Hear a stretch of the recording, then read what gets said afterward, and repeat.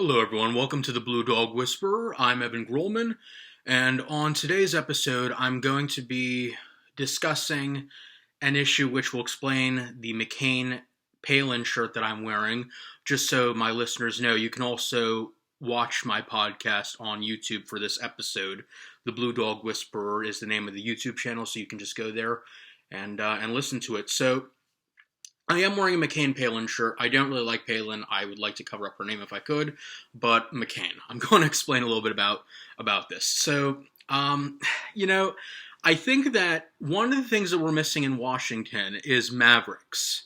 And we seem to and that's why I'm a big fan of the Blue Dog Caucus, because the Blue Dogs are the Mavericks of the Democratic Party, in my view. A lot of them really do go against their own party when they feel like it's the right thing to do. And it's happened often. And I think that it needs to be rewarded, not necessarily shamed. And unfortunately, after the death of John McCain, you had a lot of people on both sides who were praising him and saying what a hero he was and what a maverick he was. But, the thing is that a lot of Democrats who did this are the first ones to call Blue Dogs dinos, which means Democrat in name only. And so I don't understand, which brings me to my point. People like Mavericks until they join your political party, is what I've found. So political parties, by and large, at least the leadership and the ideologues, don't really like it when its members go against their agenda in any capacity. I'm not against the whole Democratic agenda. I agree with much of it, but I don't agree with all of it.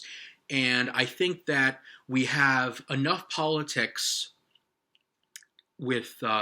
in Washington, but it's also trickled down to the local levels with the local Democratic and Republican parties.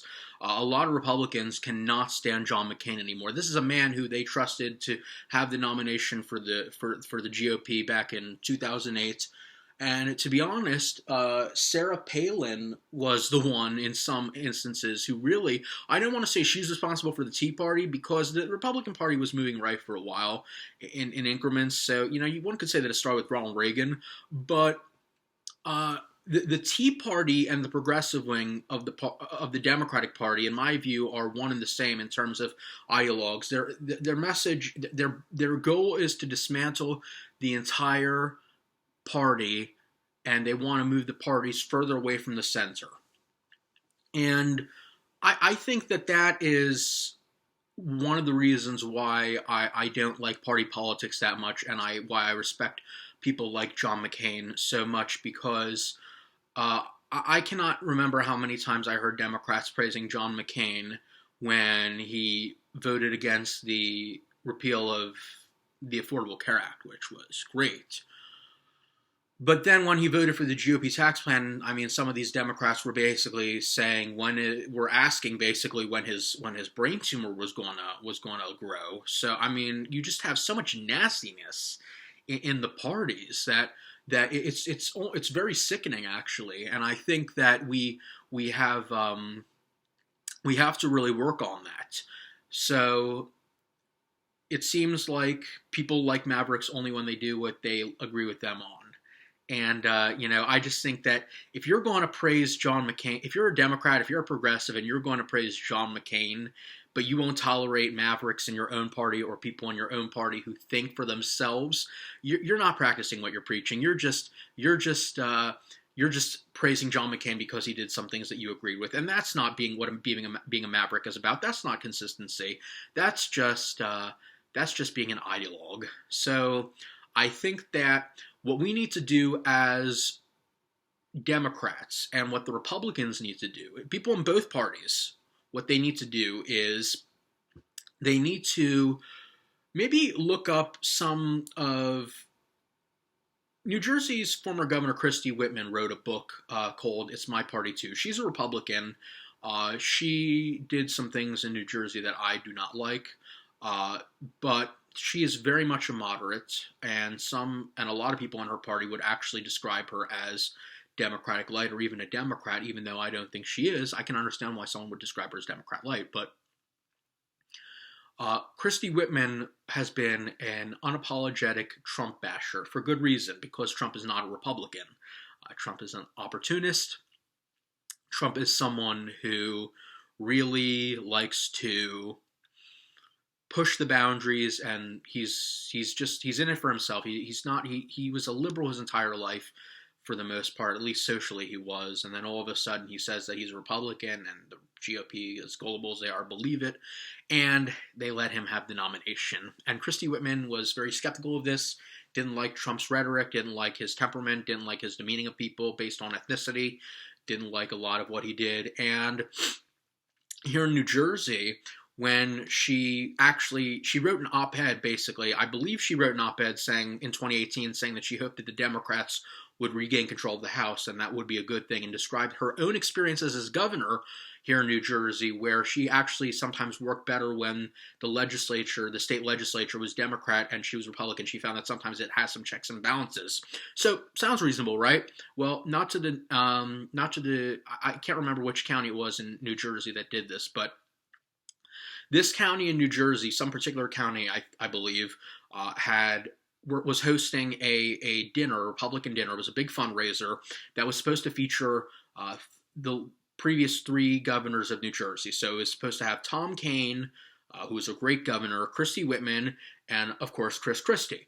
Well, the GOP of this county here in New Jersey got enough complaints from the ideologues of the party that they actually uninvited Christy Whitman, and instead of having 3 Republican governors, it was only 2. Now, for a party that hates cancel culture so much, and don't get me started, I hate cancel culture too. They seem to enjoy canceling Christy Whitman because she dared to challenge Donald Trump. And I think that this is a problem when you have people who are denouncing members of their party who haven't even switched parties, but have simply condemned the leadership when it deserves to be condemned. And I think that's very dangerous, because it sends the message that party is more important than country. And as we all know, John McCain's message of country first, his campaign motto in 2008, was not a nationalistic dog whistle, but rather was a reminder that, we should put country over party. And that was what John McCain wanted. And you have a lot of people in the Republican Party who don't even like John McCain anymore and view him. And actually, you had Donald Trump who attacked John McCain for his service, even though he was beaten as a prisoner of war, and he couldn't even lift his arms above his head, if I'm not mistaken. And you had people questioning his patriotism while not questioning Donald Trump's patriotism. So it's really screwed up how, the Tea Party wing and the progressive wing of both parties seem to have this idea that have this backwards vision of what patriotism is all about and what good is all about and what evil is all about. It seems to be the reverse, and that's why I don't care for the ideologues of either party. But I bring this up because I think that as Blue Dogs, even though we don't belong to the same party as John McCain, that we can learn a lot from John McCain, and that is that you got to think about what's best for your neighbors and what's best for yourself and what's best for your country. And you can't just think in partisan lens, and you can't let and if you're involved in politics, you can't let these hyper-partisan people bully you into silence or bully you into agreeing. Because as we all know, the progressives love to bully. That's what they do. It's what they did with the Ed Markey supporters. It's what Bernie supporters did. Well, Ed Markey supporters bullied Joe Kennedy supporters in the Massachusetts Senate race this year, and of course, Bernie supporters were bullying Joe Biden supporters. And some of these bullies for Ed Markey said bullying works, and I just think that when you're a true believer, you're more likely to bully other people because they don't think like you. And I think that's terrible, but a symptom of extremism, political extremism. Extremism is a bad thing one way or another. And I think that we have to get past that. And I understand that we're always going to have extremists. Don't get me wrong. I'm not an ideologue. I know that there are going to be extremists, but I want there to be less extremists. I want people to think for themselves and not just what the party platform tells them to think. I think that when you have a party that calls their members rhinos, Republican in name only, or dinos, Democrat in name only, that we're in a very dangerous position, because they're basically delegitimizing their own members, and they're beating them up and basically saying moderation is not welcome here. And I reject that. I think that moderation is what has actually allowed us to progress. I think that progress cannot occur without moderation. I think that as much as I disagree with GOP politics, I understand why there is a Republican Party. We need a Republican Party in this country. We need a Democratic Party in this country. But I think that when you have one significant problem that I see is that we actually have members, ideologues in both parties from the extremes who actually think that the two-party system, who not only object to the two-party system, but they think that the two parties are too similar. Too similar, really? At a time when bipartisanship is at an all-time low? Seriously? How can the parties be too similar? The only way that the two parties are similar is the fact that both parties seem to have their moderates who can get along with each other, and then they have the radicals, the ideologues, who denounce and bash their moderate counterparts because they don't see things their way. And I will tell you an interesting story. I was having an argument with someone in my party, a progressive nut, who basically, when I said I'm a Democrat but I have some conservative viewpoints, he said, okay, well, I guess you're right. Strom Thurmond was a Democrat who had some conservative viewpoints. And I don't know if he was trolling or if he was just an idiot, but I think that when you compare one of your party members to a segregationist, and a racist one at that, obviously all of them are racist, but a racist segregationist, I think that you've gone off the deep end just a little bit. I just think that partisanship and ideological pureness kind of clouds your judgment sometimes because, as we all know, ideologues are so emotionally invested in what they believe that they can't even consider your point of view without getting all angry. And sometimes they can't even hear your point of view without getting all angry. And it's just absolutely absurd. It's really absurd. And I think that, if anything, that is the kind of politics that John McCain hated. Now, John McCain might have done some things that I didn't necessarily agree with, and this is why I always tell my fellow Democrats, you can like Republicans, you can like them and admire them, but don't be surprised when they do something that you don't like, because even though we have our differences in both parties, we're still registered members of one party or another because we agree with the message. So when a Republican disappoints you, don't be surprised. Don't just, don't go off the deep end and say, I can't believe John McCain acted like a Republican, or I can't believe Susan Collins acted like a Republican, because they were Republicans. Party counts for something, but it's not everything.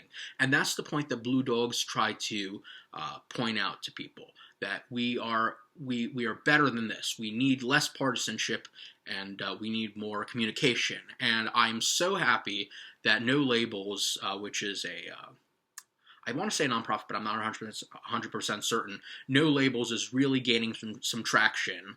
And Larry Hogan, the Republican governor of Maryland, who I just love so much, I think he is terrific, is going to be in a leadership role. I can't remember which one it is, but I think that is great, because Larry Hogan is the kind of person that Republicans, the ideological pure Republicans, cannot stand and think is a Democrat.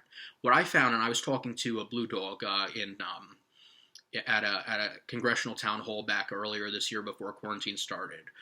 This Blue Dog, we were at this congressional town hall, and a woman was talking about illegal immigration, which I am against. And I turned to him and I said, I'm not a Republican, but I agree with what she's saying. Illegal immigration is wrong. And he said, same. I'm a Blue Dog Democrat. And I said, me too. And he said, and we started discussing it, and he said something so true that stuck with me. He said, Republicans think I'm a Democrat and Democrats think I'm a Republican. And that essentially is what being a Blue Dog is all about. You have people who don't see you as one of their own, if they're really ideologically pure and just partisan. They don't see it that way. And that's one of the problems of being a Blue Dog, and that's why I get tired of people saying that moderates are mushy and that moderates have no spine and that we don't stand for anything, because when the truth is, when you're a moderate, you're attacked by both sides. You're attacked from both extremes. And it's terrible. It's terrible. But I would not change what I am just to please the ideologues. They have nothing that I want. I just want I'm very proud of my moderate views, and I think most importantly, we need to recognize the message that John McCain, during his 82 years on this earth, tried to convey, and that is country first, and that means country over party, and both sides need to wake up to that and remember the wise words of the Maverick, John McCain.